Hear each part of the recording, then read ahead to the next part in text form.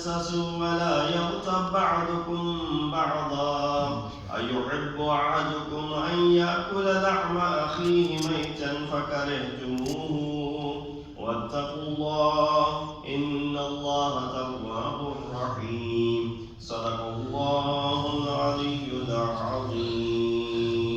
اللهم صل على السلام عليكم ورحمة الله وبركاته. وعليكم السلام. The verse that I recited is from Surah Hujurat, chapter number 49, ayat number 12.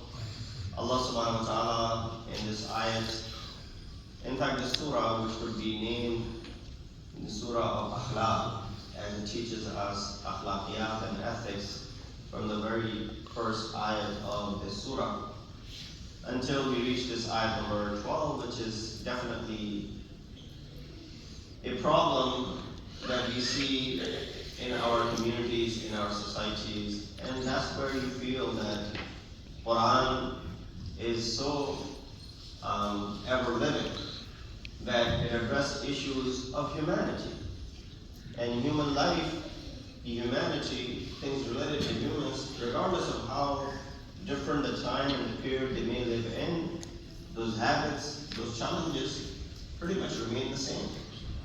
Yes, insan gets busy with the fastness of the life and other things that are surrounding them, but when it comes to their relationships, when it comes to their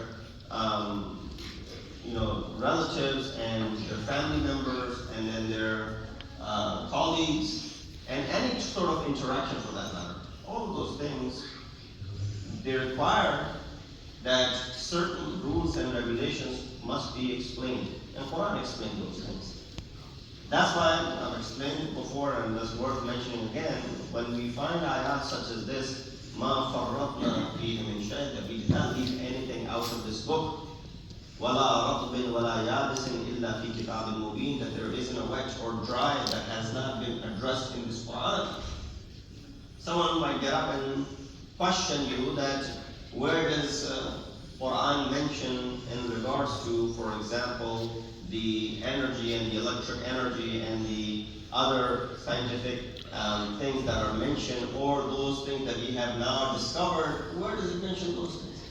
Where does the Quran talk about other matters that we are dealing with in day-to-day life when it comes to software updates and stuff like that? Those things are not mentioned in Quran that are pertaining to us as we advance. Quran never questioned and never addressed by saying that ma farratna, that we will mention everything from all aspects of life. The most important aspect of the creation of insan was insan itself, insan himself. And so Islam and Quran says that we did not leave anything out as far as humanity is concerned, as far as human race is concerned, as far as this insan, behaisa insan is concerned, things that are matter to this insan, those are addressed in Quran. And nothing has been left out. The relationship, how should they be when it comes to the relationship with Allah subhanahu wa ta'ala? How should that be when it comes to the relationship with their close relatives? How should that be when it comes to their relationship with their community? How should that be? Those issues are addressed in Quran, and Allah has not left anything out from this book regarding those things. But yeah, if you're going to talk about science and technology, there would be hints and indication toward it in a broader manner, but not something which is very specific, with something that you and I come to know today. So with that said, coming to this ayat number 12 from Surah Hujurat, again you find that this surah, another beauty of it is that it addresses mu'mineen. It's not addressing the kuffar and the mushrikeen and those who are really engulfed in these bad habits. Allah subhanahu wa ta'ala is addressing who? The mu'mineen. So if you and I call ourselves to be mu'mineen, then we are being addressed in these ayat as if we possess these, ill vices, for example. So what are these? Quran says this. O those who believe, ijtanibu kathiran min az-zann. O those who believe, refrain from majority of suspicions. Inna ba'd ad-dhanni ithmun. Why? Because some of the suspicion is sin, is actually good. معصية. And then it continues, وَلَا تَجَسَّسُوا وَلَا يَغْتَبْ بَعْضُكُمْ بَعْضًا. Do not spy, go after one another. Don't do ghibat of one another. Do you love to, or do you want to eat the flesh of your dead brother? Indeed, you abhor something like this. وَاتَّقُوا اللَّهَ, fear of Allah. Why? إِنَّ اللَّهَ تَوَّابٌ رَحِيمٌ. Indeed, Allah subhanahu wa ta'ala is all forgiving and all merciful. Again, the concept that is being mentioned itself is that we're not unfamiliar with. That we are unfamiliar with. We know what suspicion is. We know what tajassus is. We know what this spying on others is. We know what a ghibat is. We know all of these things. These aren't things that we don't know. But how Quran then addresses it, and how you and I need to make sure that when it comes to our relationships, these things have to be addressed. Well, when it comes to lan or gunan, as we say it in Urdu or in Farsi, when we talk about the suspicion that we have, the suspicion is something which is a natural thing that happens on its own. Right? Insan sees something, and right away there's this suspicion that grows. Right away you start suspecting. If you didn't see it, then you may not have that suspicion. But the moment you see it, right away what happens?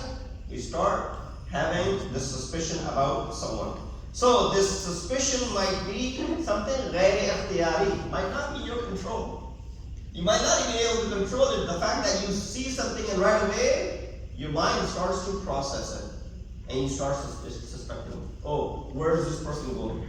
Why did this person enter into this shop, for example? Right away suspicion. You saw Molana stop by and went into a liquor store. Right away, now you're going to be suspecting that why did he go into the liquor store? Suspicion comes in. And you can only suspect, there's only one reason why someone would go into a liquor store, right? There could be anything else. Why would they be going into a liquor store? Well, maybe they're trying to look for an address. Maybe they're trying to find a direction to some place, and that's why it's gone to the liquor store, for example. Or there could be other things. That's called good suspicion. While I started suspecting the wrong stuff, that's the bad suspicion. So these two automatically enter into my mind. Is there a way for me to stop this from happening? I just merely saw him walk into the store. Right away suspicion comes in. It's not a reality. It's not in my control. It happens on its own.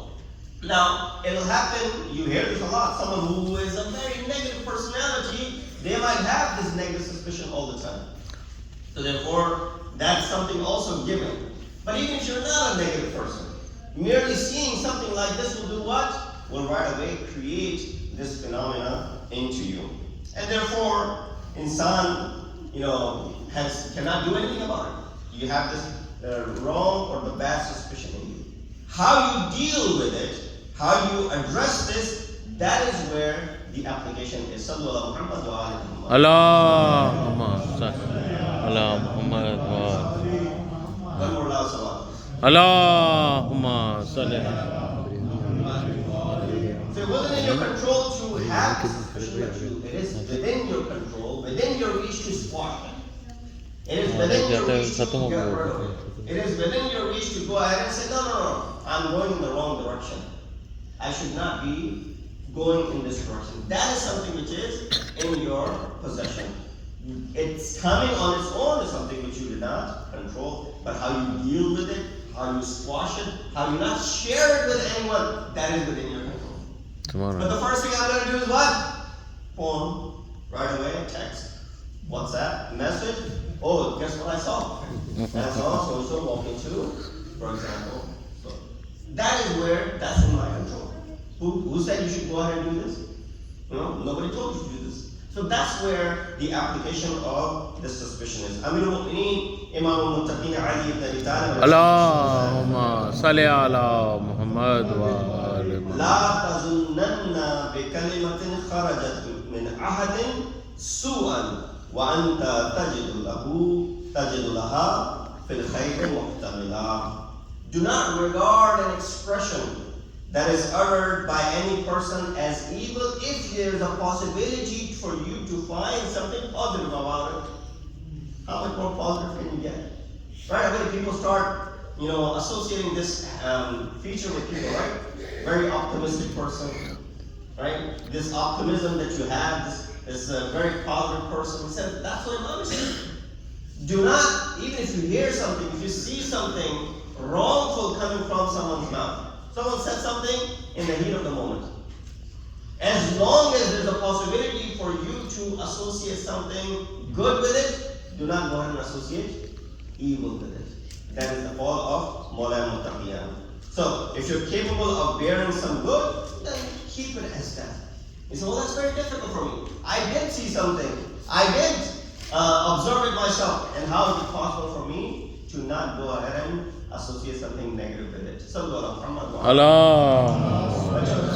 You can have these kids come sit over here. Come sit over here. Guys, come over here. Come over here. Come sit over here. Allahumma salli ala Muhammad. One more last one. Allahumma salli ala Muhammad. So the next second thing that is mentioned in this ayat is wala tajassasu. First, you had the suspicion.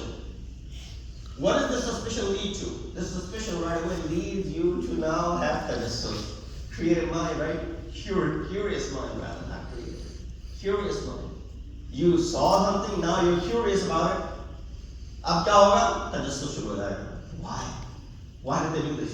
What happened? What was the reason? What's behind it? What's the motive? All of these questions will now start coming to your mind.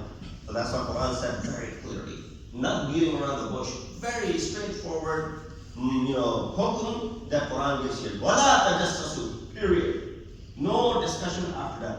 Do not spy on anyone if it is there to bring out the what? Secrets of others. So the moment you start spying on someone, the moment you start going after someone's secrets, now it's bound to go ahead and reveal further. Now, of course, there are exceptions to this rule. It's not something which is, for everyone. Law enforcement agencies, they need to spy sometimes to keep their country safe, to keep their borders safe. They need to spy on the enemy's lines and to be able to spy on the others in order to, for example, protect themselves. Those are the exceptional rules. Here we're not talking about the law enforcement agency. Here nobody is law enforcement. Here we're talking about as a family. We're talking about as a community. We're talking about our relationship with our friends, with our colleagues, with our family members. But the moment you have this suspicion about someone, right away, your curious mind will start going after and doing this tajassus. You're going to start finding out. The more you search, the more you look for it, the more secrets that are revealed to you. Now you're going to start getting curious more.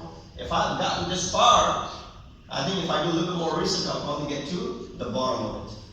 Here you want to try and involve others to get as much help as possible. Maybe I can ask a few people who are close by so that to complete my research, for example, in this area. And then this becomes word of mouth, and then it is in the newspapers, it's in the gossip magazines, it's all over the world, and you are the cause of it. What does that do? This tajassus, this is a real illness that exists in us. This tajassus leads us to demolish someone's personality. This leads us to destroy someone's character. All based on maybe something which is a false accusation. Or something which we saw and we had a bad suspicion about it, and we started following it, and that leads to what? Destruction of someone's character in front of them. And then, once you have done this research, now you're not getting anywhere, or you're getting somewhere, you're doing this tajassus all the time. What does it lead to? Quran gives you the third scenario here. First, it said, do not do suspicion. Number 2, it said, do not spy. Number 3, it says, wala yaghtab. And do not do ghibat, backbite. So these are the threefold, effects, athar, one after another that happen. First is, you see something, you have suspicion. Number 2, you're curious, now you go after it and you do the tajassus and you start spying. You find a few secrets, now what you do? You want to share with others. Otherwise, what good is it if I'm only keeping it? Ghibat. That's when the concept of ghibat comes into play. And then Allah did not mention the punishment of suspicion. Allah did not mention the punishment of tajassus. Allah only mentioned the cause and the effect of ghibat. أَيُحِبُّ أَحَدُكُمْ أَنْ يَأْكُلَ لَحْمَ أَخِيهِ مَيْتًا فَكَرِهْتُمُوهُ. Do you want to eat the flesh of your dead brother? That's the question that is being raised. فَكَرِهْتُمُوهُ, and gives a response right away. No, of course you don't want it. Allah asks this rhetorical question and then said what? Of course you don't want it. We're not asking this question that you're really interested in consuming the flesh of a human being, let alone your own brother. So without any delay, Allah said, well, فَكَرِهْتُمُوهُ. Without even distancing with another word or another ayat in between or another sentence in between, without any delay, right away say فَكَرِهْتُمُوهُ. Of course, we know that you abhor it. You wouldn't want something like this. This is despicable for you. You'll despise this action. فَكَرِهْتُمُوهُ. You'll think this is karahat and it's abhorrent for you. And that's why there are a few things that are mentioned in this concept of ghibat as well. How easy it is. When we talk about ghibat, someone gave a very beautiful example amongst the ulama akhlaq. He said, what if someone asked you to strip someone of their clothes in the middle of, for example, a gathering of large number of people? He said, no, I'll never do it. That too, your best friend. Will you ever take the clothes and strip them completely and remove all their clothes in the middle of a gathering amongst the people who can see that? He said, to my friend, definitely not. Not even to my enemy, let alone my friend. He said, no, you do this all the time. I said, how? He said, with your words. With your words. When you speak ill about someone using your words, you have basically stripped them of their clothes. Right? They're basically naked. They're without clothes now. For others to see them.